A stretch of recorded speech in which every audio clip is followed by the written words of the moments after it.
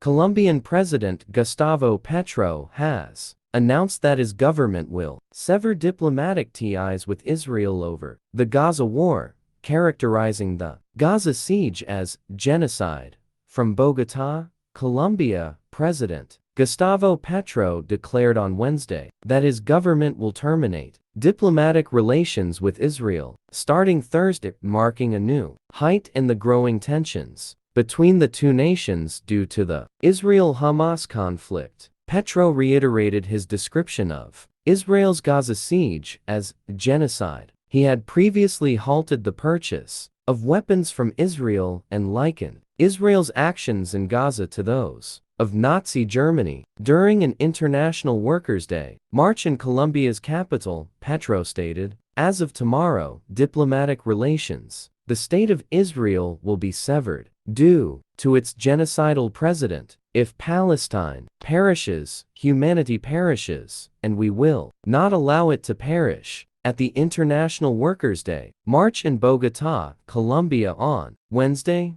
May 1, 2024, Colombian President Gustavo Petro addressed the crowd.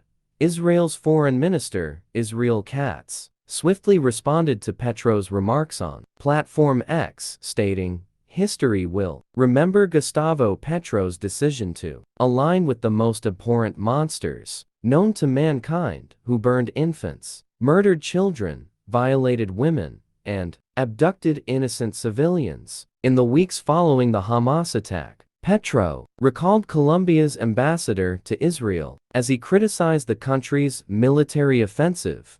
Historically, Colombia has been one of Israel's closest allies in Latin America. However, since Petro's election as Colombia's first leftist president in 2022, relations between the two countries have cooled. Colombia employs Israeli-manufactured warplanes and machine guns in its battles against drug cartels and rebel groups, and both nations signed a free trade agreement in 2020.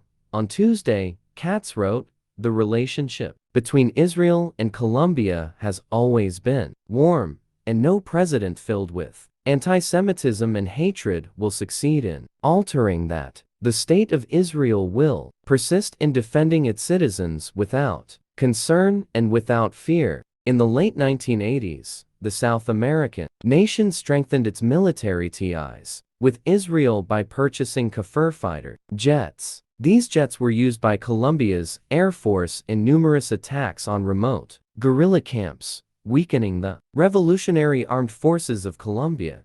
These attacks contributed to pushing the group into peace talks, leading to its disarmament in 2016.